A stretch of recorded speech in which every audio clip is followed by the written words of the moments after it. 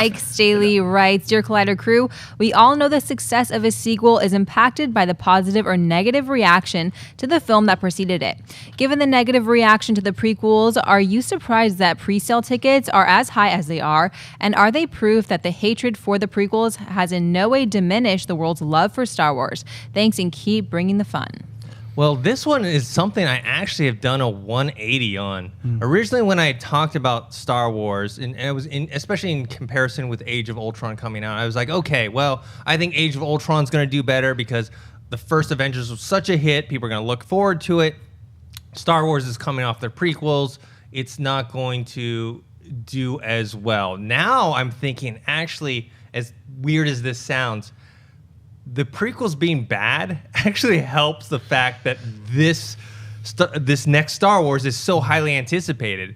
Obviously, if there were just no prequels at all, it would be even more highly anticipated. But because they were bad, I think people are like, look, especially people like me who love the trilogy, the original trilogy, we didn't get satisfied. Like, they did the prequels, and we were like, no, that's not the Star Wars we grew up with. And so now, because they were terrible, it actually makes it, especially since they're following kind of the old style and the old feeling that we're getting, I think that it's actually going to help it in a weird, strange way. What do you guys think?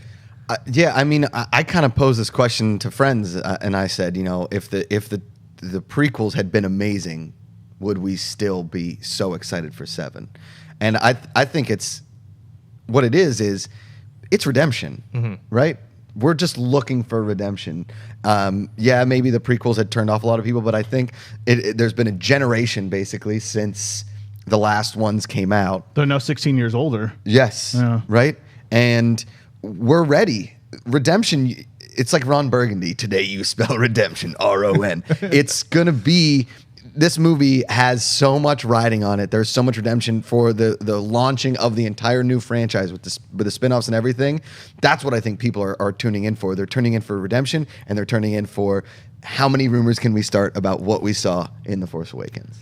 David? It's interesting. I got to steal a little bit. John Campea is out there. I got to steal a little bit what he was talking about earlier about how what if the prequels never existed? And they never made, and we had a over 30-year gap with no Star Wars. Yeah. Would the hunger be even greater? It would be. But also, going back to what you were saying, Josh, about the prequels, I think it did usher in a new group of fans because a lot of young kids loved the Clone Wars and they loved the pod race and they loved little Anakin and they were rooting for him, and now they are. They love little Anakin? Damn. The little kids did, and they're 16 years later now. Yeah. Let's say they're in their early 20s, 24, whatever, 8 years old, 24. Now they're pumped to go see this next installment of Star Wars. So I think it's still going to be huge because we have this new fan base from the Clone Wars, and also. See, I think if the prequels had been good, one, we would have seen movies before now, right? For sure.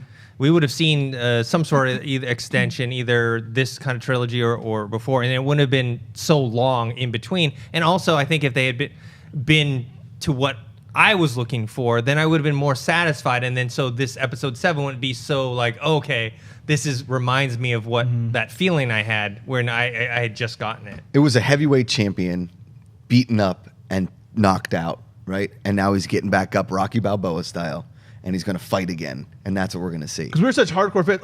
Matt, how many times did you see Phantom Menace in the theater? Once. 6 times? I saw it 4. I saw it once. I saw it 4 times. I kept falling asleep because I kept...